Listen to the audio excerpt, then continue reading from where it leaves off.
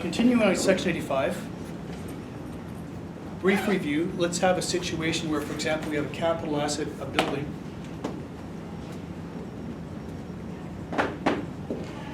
that we wish to transfer to our corporation, and we would like that transaction to be tax-free. In order to respect section 69, we have to receive $1 million worth of consideration because the building is worth $1 million. But we do not want our proceeds for tax purposes to be higher than $250,000. $250,000 is the UCC, undepreciated capital cost.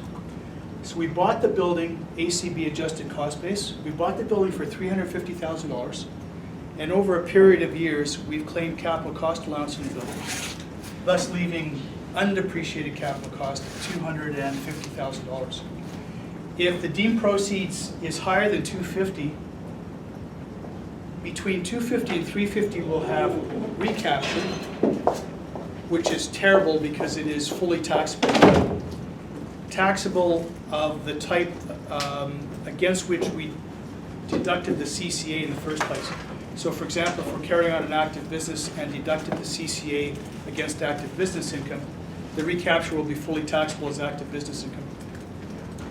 And anything higher than $350,000, so proceeds of say $400,000, would cause recapture of $100,000, and between $350,000 and $400,000 would cause a capital gain. $400,000 being higher than our $350,000 adjusted cost base. So we would have a combination of two types of income depending on how much the deemed proceeds is. We very much want the deemed proceeds to be no greater than UCC, which is $250,000. And we use the word tax value to describe sort of the lesser of adjusted cost base in UCC. That is the amount at which we want to elect under section 85 for our deemed proceeds. Our tax value in this case is $250,000.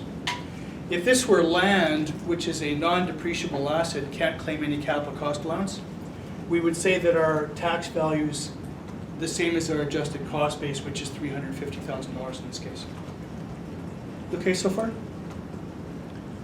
Then we said, okay, to respect 85.1, 85.1 says this section applies if we take back at least one share of consideration. So among this $1 million, hopefully we'll take back at least one share.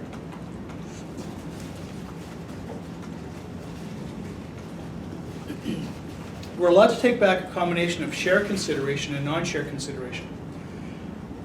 We're allowed to take that back up to the amount of the tax value, in this case $250,000. So in an ideal situation, we would take back $1 million total, which would consist of $250,000 of non-share consideration, also called boot, and $750,000 of shares,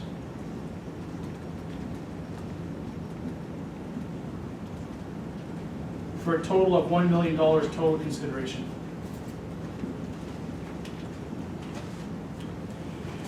Being able to take out a whole whack of boot is a good thing. As you know, usually when we take money out of a corporation, there's tax to pay. Either as a deemed dividend or a salary or something like that, unless we're talking about a good situation where we're reducing paid up capital or have a capital dividend or something. Absent those, we'd love to be able to take out boot in this way. Yes? In this particular example, is boot required if the full fair market value was granted in shares? Is there a tax consequence for that? Excellent question. If we took back all shares, is there a tax consequence for that? Nothing bad at all. It's just that we missed out an opportunity to take out boot. So the boot, so you could take boot up to the lower of the adjusted cost base or the undepreciated capital cost with no tax consequence. Correct.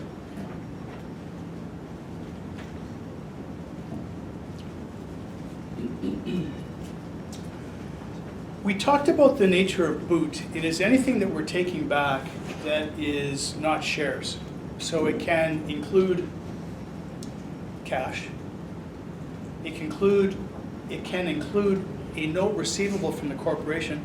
Corporation says, look, I don't have cash right now, but I'm good for it, I promise. Here's a promissory note. It can also include assumption of liabilities. Say, for example, this building that we bought for $350 originally, so the shareholder, the individual shareholder, bought the building for $350 and borrowed a whole bunch of money. And let's say, for sake of discussion, that the mortgage payable balance right now is the same $250, same as this tax value. Instead of taking back cash of $250, we could say to the corporation, look, assume my mortgage, please. Assume my mortgage of $250. An assumption of mortgage is also boot. Same result, if the mortgage is no greater than the tax value, no harm, no foul, no tax payable in the transaction. If, however, the mortgage balance is higher, let's say the building costs $350 and say the mortgage is $320, we still owe $320. Well, then we have deemed proceeds of at least of $320,000, because our deemed proceeds can't be less than the amount of boot. Well, this gives us recapture between the difference of $320 and $250. That's a bad day. So in our situation, if our debt that we would like the corporation to assume is higher than our tax value, we will have recapture or capital gain depending where on the scale the deemed proceeds fall, and deemed proceeds cannot be less than the amount of boot. On the other hand, let's say the mortgage is only $200,000. Rock on. Company absorbs the mortgage for $200 and also gives us $50,000 cash. Total $250, boot equals tax value. That's a good day. The three types of boot I need you to know about: cash, note receivable, assumption of debt. Combination of all those has to be less than our tax value, or else we have deemed proceeds higher than our tax value, which is not what we want. We want our deemed proceeds to be no greater than our tax value, so that we're not paying any tax on the transaction.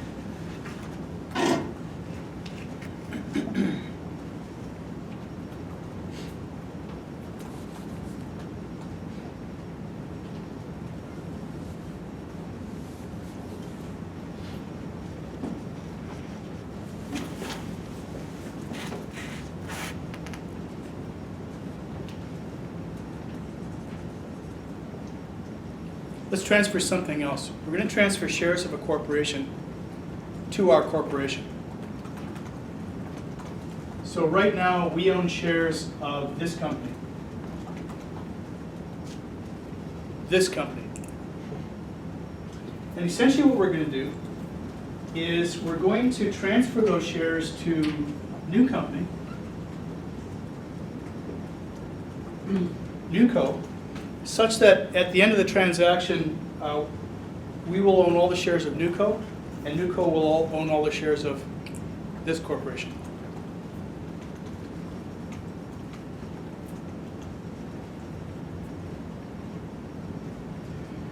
Adjusted cost base $350.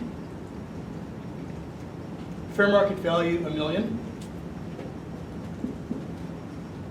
PUC of this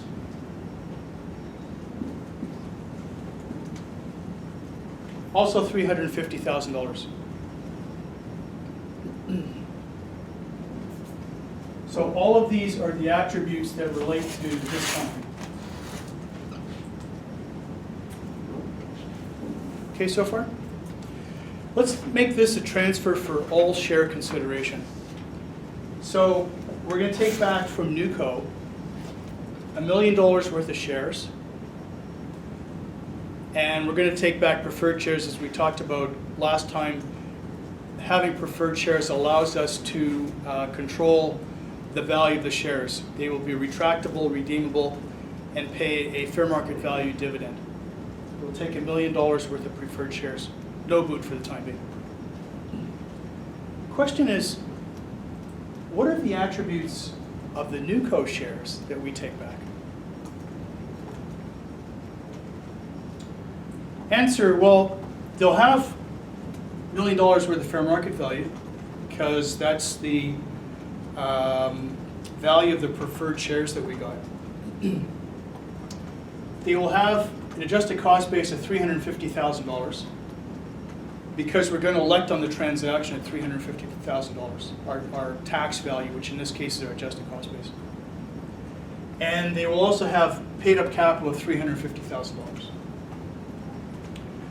So in this way we have a complete, let's call it mirroring or inheritance or something, of our tax attributes in this company become our tax attributes in this company.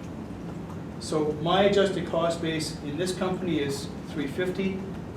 The fair market value of my shares in this company is $350, and the PUC of these shares to me is $350. The attributes of this corporation to NewCo, well, nothing's changed. We just changed the share register to cross out Dan and put NewCo. So the shares themselves haven't changed. All of their attributes are still the same. Fair market value, $1 million. Adjusted cost base to NewCo, $350. PUC to NewCo, $350. So Section 85 sort of operates as we might expect it to. There's a whole sort of, I keep using the word inheritance. Inheritance of qualities that were my qualities are now the qualities of NewCo in this corporation, and are now my qualities, tax attributes in NewCo. Yes. So that's a good thing, because otherwise you would have had to sell it and you would have to $650,000 capital gain, right? Yeah. That's correct. Without Section 85, we would have a $650,000 capital gain.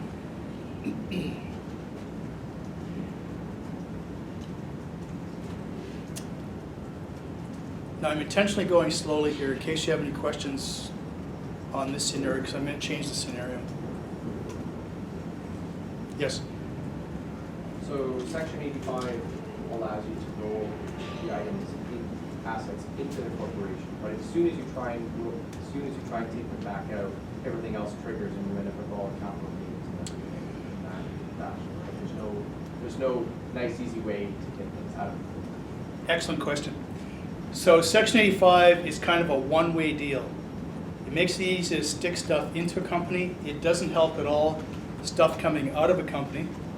And as we already talked about in the context of 15 bracket 1, when you take stuff out of a company, there's first of all a deemed disposition by the company, thus maybe tax payable on capital gains or recapture or whatever. And then also an income inclusion to me. So terrible things about which Section 85 provides no relief.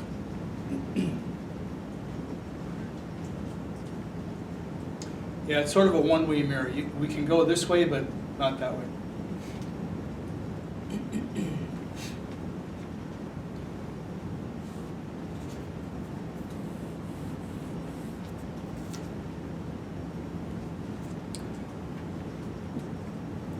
PUC of $10. Adjusted cost base $350. So this is someone who is the second owner of these shares. The shares of NewCo, of this corporation, originally were $10. Somebody put in $10, and then this person paid $350,000 for the same shares.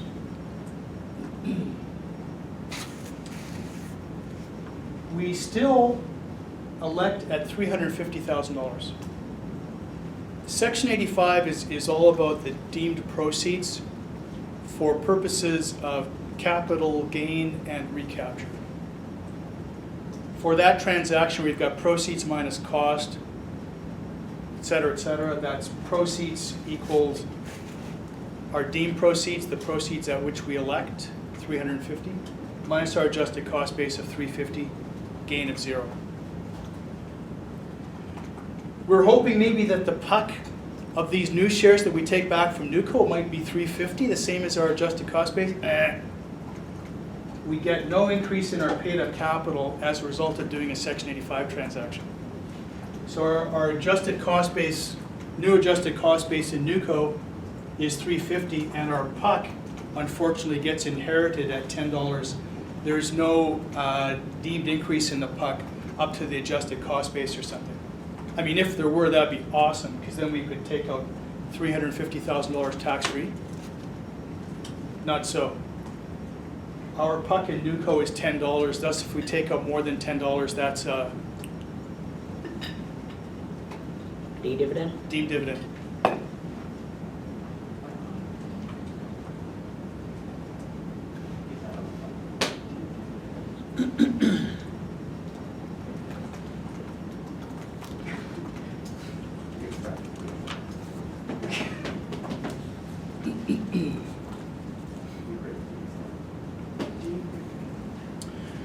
Please open your act to section 85.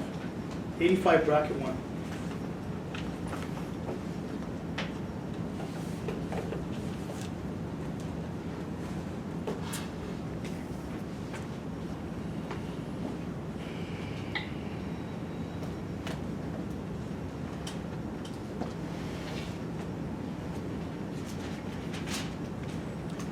Anybody lose any money in the stock market last week? Anybody? No?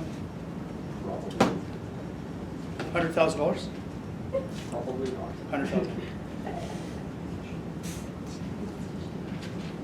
About which I immediately texted I have two brothers. One of them is not good with money. And I said, you are keeping your finger off the sell button, correct? He said, yeah. He says, my wife is looking over my shoulder. It's all right. Seriously.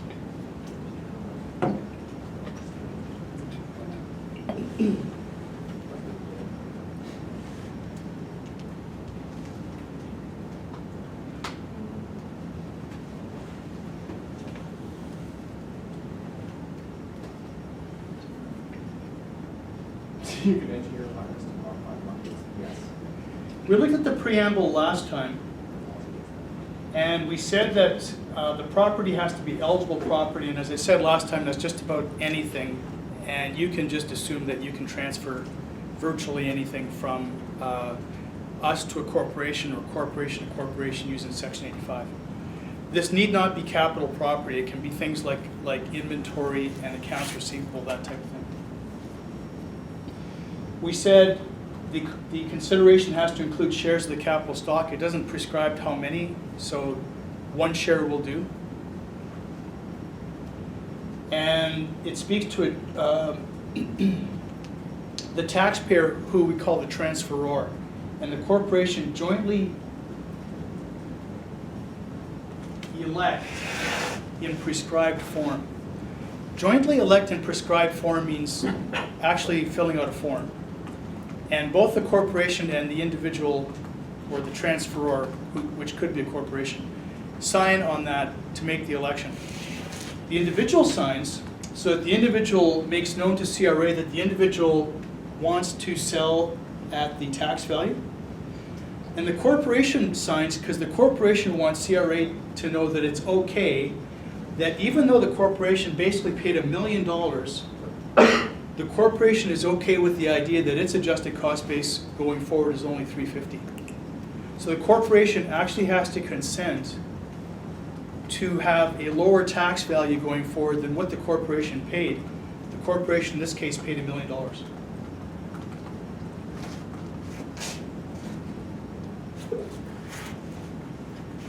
A, the amount that the taxpayer and the corporation have agreed upon in their election shall be deemed to be the taxpayer's proceeds of disposition and the corporation's cost of the property.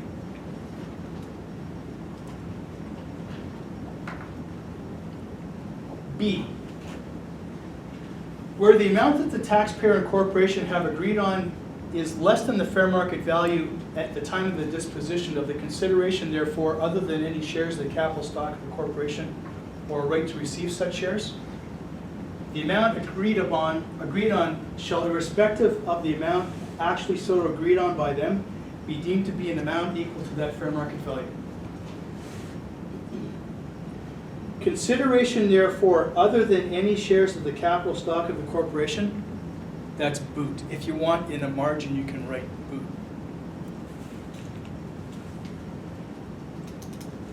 So the corporation and the taxpayer have agreed on $350, but let's say the fair market value at the time of disposition of the boot is $500 because we decide to take $500 of cash. or no receivable or assumption of debt, the amount agreed shall, irrespective of the amount actually so agreed, be deemed to be an amount equal to that fair market value of the boot. This is what says that the boot cannot be higher than the tax value if we want a tax-free transaction. So B says the amount of the elected value can't be any less than the boot. You okay with that?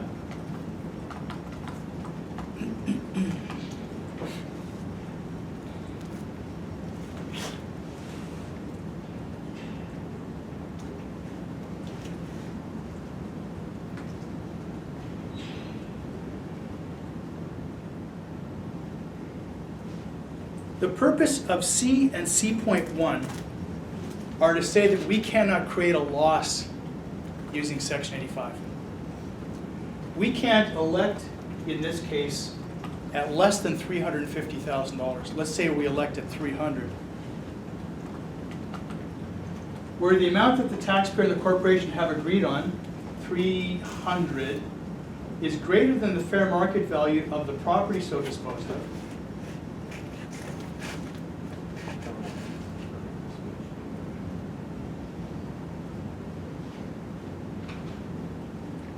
I'll be back to you on that one.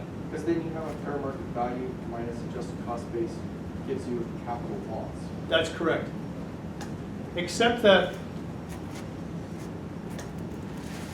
You can't just arbitrarily choose a very large number. yes, you're right. So we cannot choose $1,000,001. I can't sell you a coffee cup for $1 million so that you can offset capital gains. Fair market value will be low, but our agreed upon cost will be high.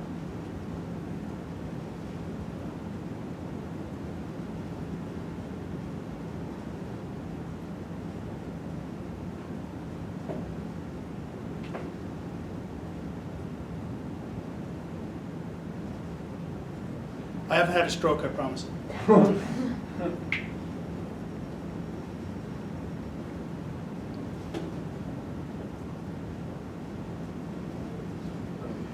We can't purposely elect at higher than this fair market value. We can elect up to 100,000 and we can create therefore a capital gain if we want. But we can't elect higher than here and then have a future loss. Because if we elected, say, $1,000,001 and the corporation sells it tomorrow, the corporation would say, hey, I've got a loss of 100,000. No can do. So this is a limit that says that we can't elect any higher than $1,000,000. And honestly, I can't think of a situation where we would want to, but the Income Tax Act tries to think of everything.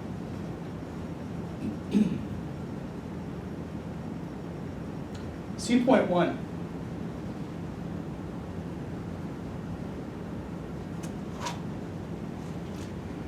C.1 says that if we elect at, for example, $300,000, and that amount is less than the lesser of this and that, then our adjusted or our elected value gets cranked back up to 350.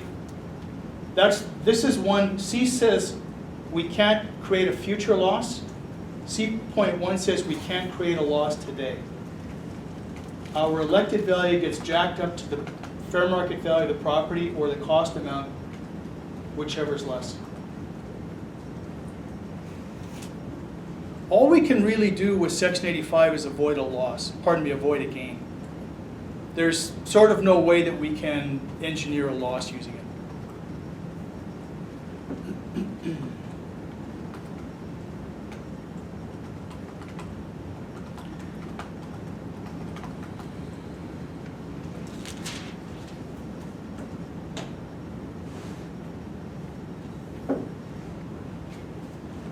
Let's go to G.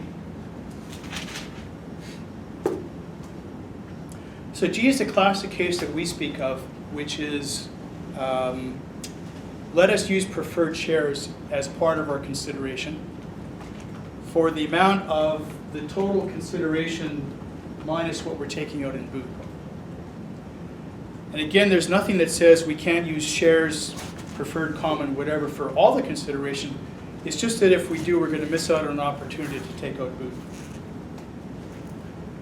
The cost of the taxpayer of any preferred shares of any class, the capital stock of the corporation receivable as consideration, so that's preferred shares in NewCo, will be deemed to be the lesser of the fair market value of those shares and the proportion of the amount, if any, by which the proceeds of disposition, the elected amount of $350. Proceeds of disposition, $350, exceeds the boot, exceeds the fair market value of the consideration received by the shareholder for the disposition. So, let's say no boot. The cost of the taxpayer of any preferred shares shall be deemed to be the lesser of the fair market value of those shares, which we're saying is $350, because they're redeemable, retractable, and pay a market rate of dividends. And the amount by which the proceeds, $350, exceeds the boot, which is 0. So the adjusted cost base of these shares will be the lesser of $350 and $350, which is $350. This is as it should be. The shares that we gave up, that is the shares in this co, had an adjusted cost base of $350.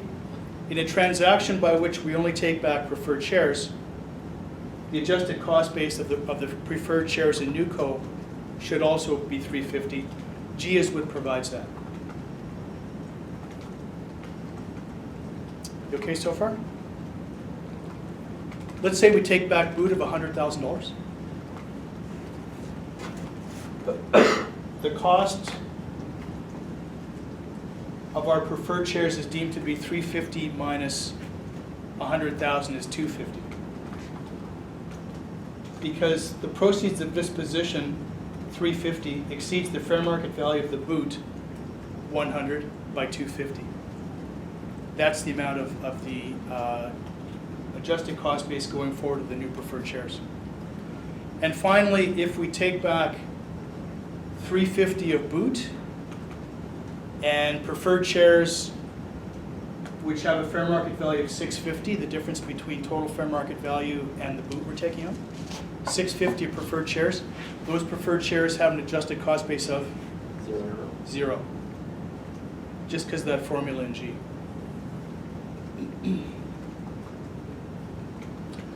Don't worry about this proportion stuff, 1 is of 2, etc. That's if we're taking out more than one class of preferred shares, which in our examples we won't be doing. So just be concerned, please, about the preamble of G. That is that large paragraph there.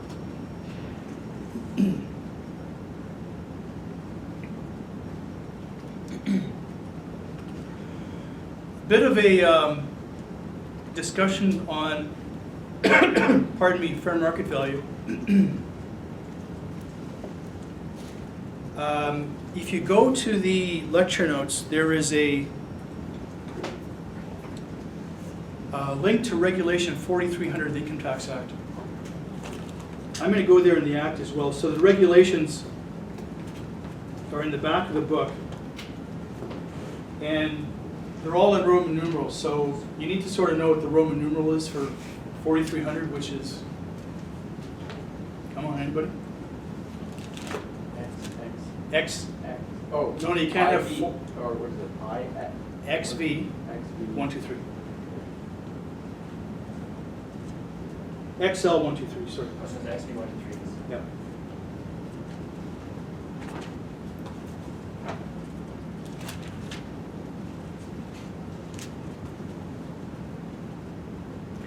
Also, if you look at the bottom of the page,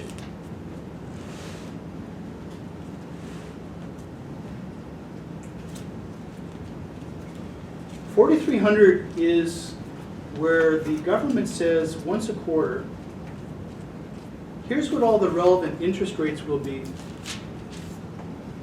for the purpose of the Income Tax Act. These interest rates have been ridiculously low for a long time because interest rates in the market have been ridiculously low for a long time. But there were times when these interest rates were 10, 15%. They're actually calculated based on Canada Treasury bills issued by the government on a quarterly basis. And what happens is the government prescribes, that is, says what the rate will be for the next quarter.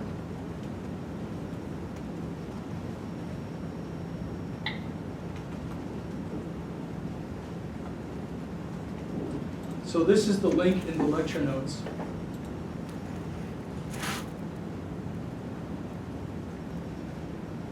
And these are various interest rates that the government prescribes. And the one that's of interest to us is this one.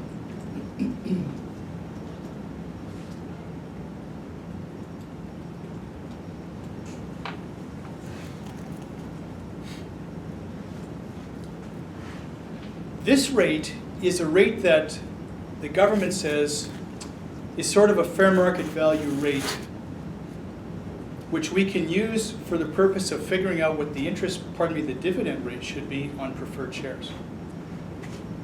So preferred shares carry more risk. If I'm a shareholder, I have more risk than if I'm a debt holder. Because if I'm a debt holder, I might have security, or I might have an interest that's higher than interest of other debt holders. And certainly if I'm a debt holder, my interest is takes precedence to shareholders' interests. So a shareholder has to have a higher return, that is, their dividend rate has to be higher than an interest rate. So if I lend money to my company, I might be happy taking 2 or 3%. But if I buy shares, preferred shares, I probably want more like 5 or 6%. So a market rate of dividend on a preferred shares starts with the prescribed rate and normally adds something like 3 or 4% to it. Thus, in my example, giving us maybe a 5% or 6% dividend rate. And you recall that on preferred shares, the value of the shares themselves is not going to increase. Thus, there needs to be some kind of dividend rate to compensate me, the shareholder, for having put the money into the company. So in any of our examples, for example, on exams, we'll be starting with the prescribed rate, which I will give you, and you will need to know that you need to add something like 3 or 4%. I don't care if it's 3% or 4%. Pick one of those two numbers, I'm quite happy.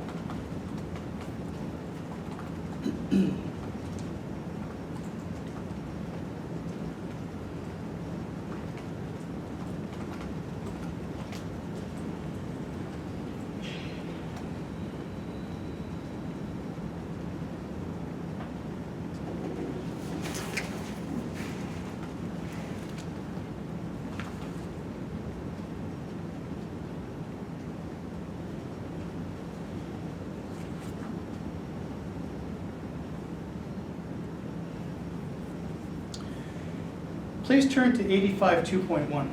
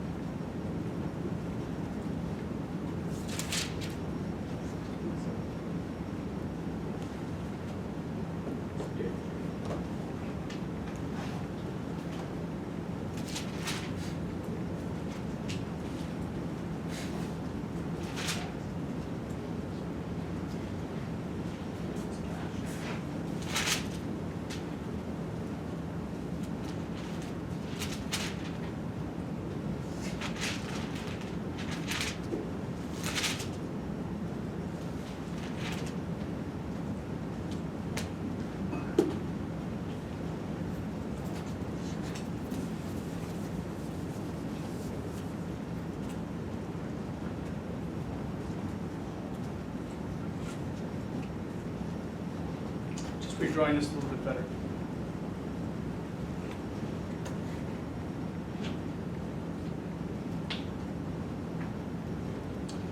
Two point one is the thing that says we cannot play games with the paid-up capital of this new company in such a way as to increase the paid-up capital compared to what we had before.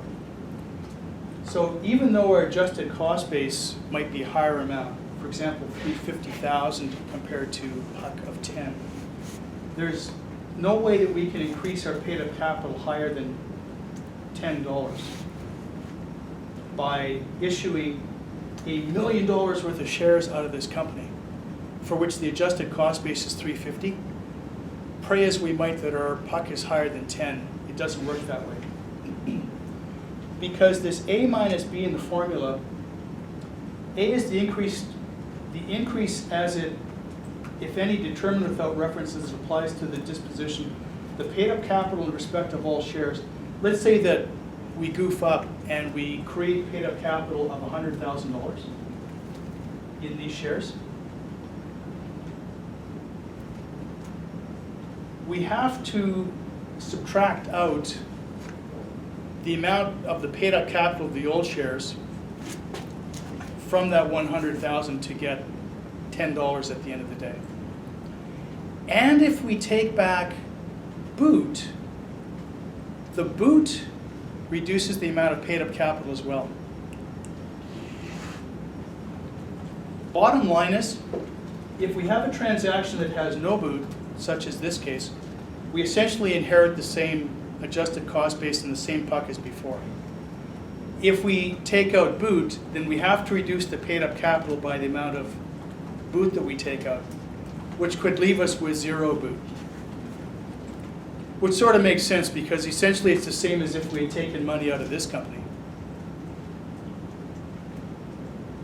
We wouldn't expect to have any boot going forward. Yes? So the only way to create paid up capital is to write it at the onset of the corporation? That's correct. The only way to create paid up capital is with is at the onset when this corporation was created, or I guess later on to actually put more paid up capital into the corporation. But just having bought the shares of the corporation or done a rollover in respect to the shares doesn't increase paid up capital. Paid up capital is just what it says. It's capital that's been paid up or paid into the corporation. So if you've got an example like what you have on the board where the PUC is like $10, so you could only take out $10 a boot? Is that? That's correct. I'll just say that again. I'm going to show you another section that shows this more clearly. We took out $10, $11 worth of boot. We have a deemed dividend of $1. Pretty harsh. Do you recall back in section 84 bracket 3, this redemption thing? And we're putting the shares back to the corporation and we're taking cash out. And we're sort of grinding our teeth because we want to take out more cash than what the boot is. In this case, the boot is $10. Man, it'd be great if we could take out, say, $350.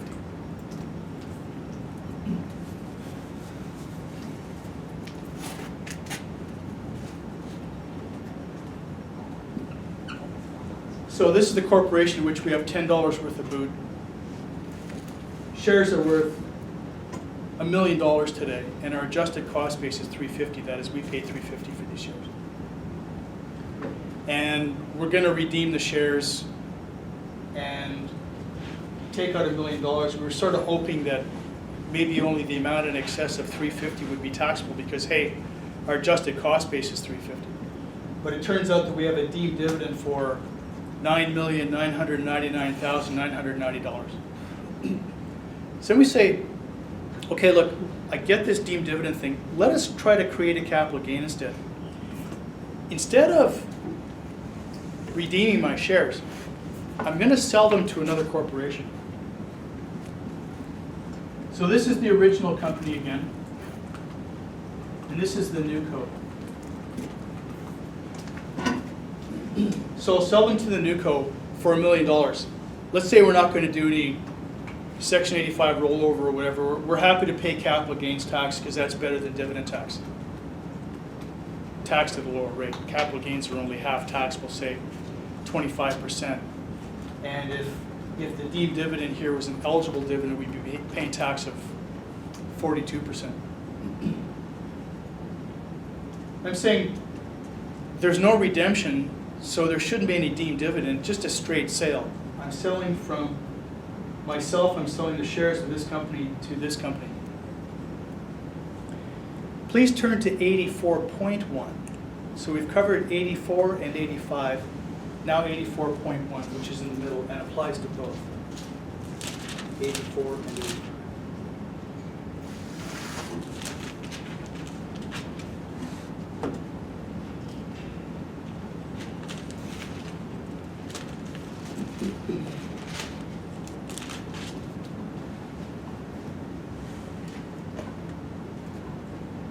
Where a taxpayer sells shares that are capital property to another corporation with which it doesn't deal at arm's length, check.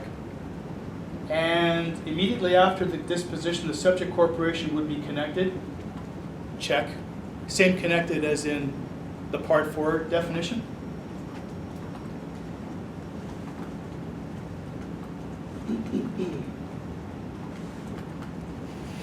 B, a dividend shall be deemed paid to the taxpayer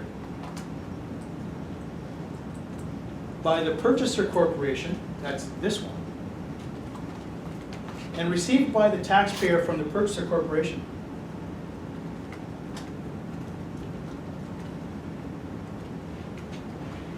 Equal to, I'm going to go straight to D, the fair market value of boot.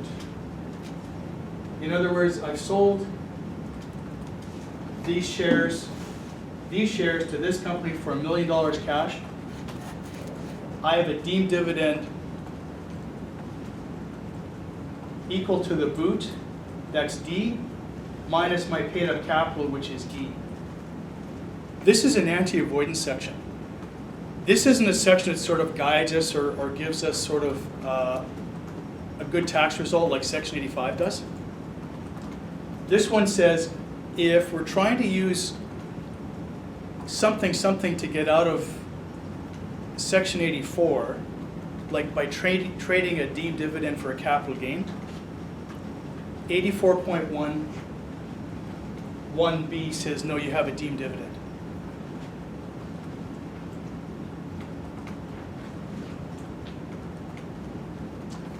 Okay, I'll try something different. Rather than taking back $1 million worth of cash, I'll take back $1 million worth of preferred shares, and I will say that the paid up capital of that $1 million of preferred shares is $1 million. And if 85.2.1, which we looked at earlier, doesn't reduce the paid up capital down to $10, 84.11 B will reduce the paid up capital down to $10.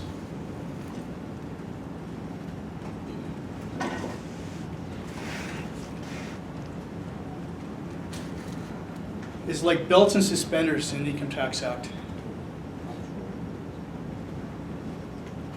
A says that if we take back shares, in computing the paid up capital of the new shares, we have to deduct an amount determined by the formula A minus B, where A is the increase in paid up capital of these shares that we got, $1 million, and B is the paid up capital of the subject shares, which is $10. So that pounds down the paid up capital from $1 million to 10. And if instead of taking back shares with a high paid up capital, we go for broke and take non-share consideration, cash for example, boot, we have a deemed dividend.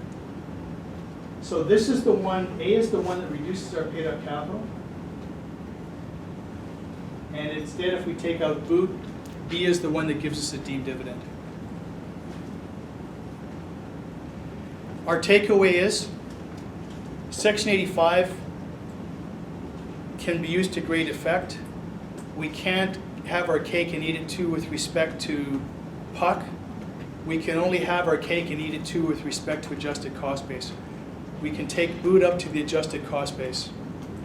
But if the subject property being transferred is shares, we can only take boot up to the paid up capital of the shares that we're transferring.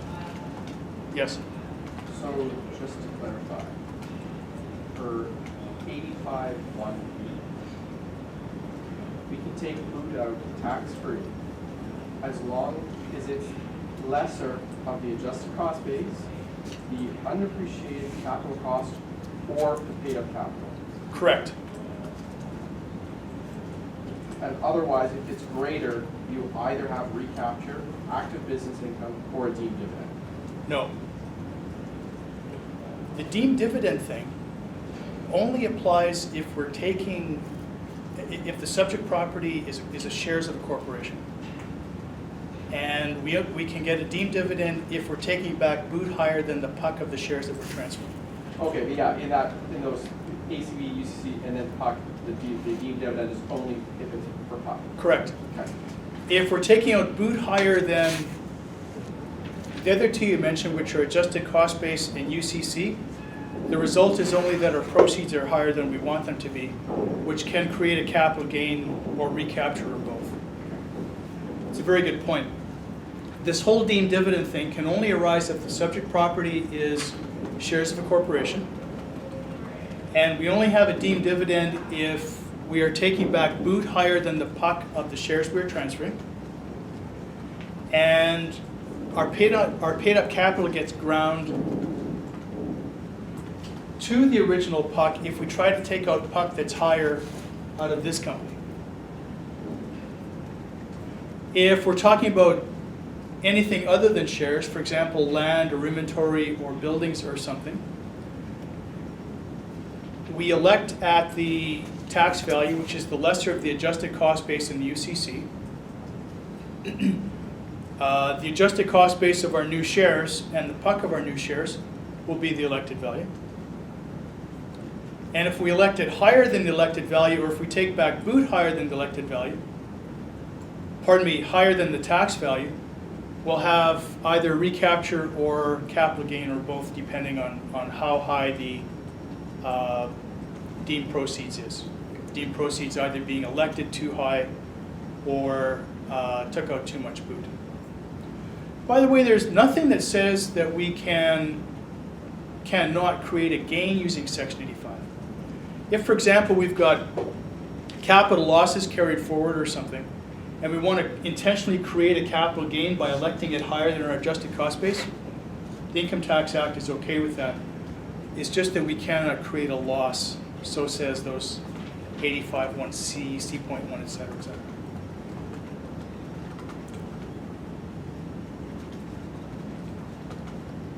That's a good place to pause. Why don't we come back at 5 after?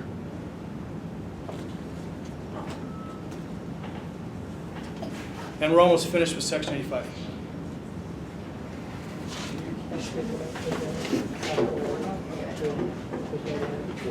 Yeah, not a capital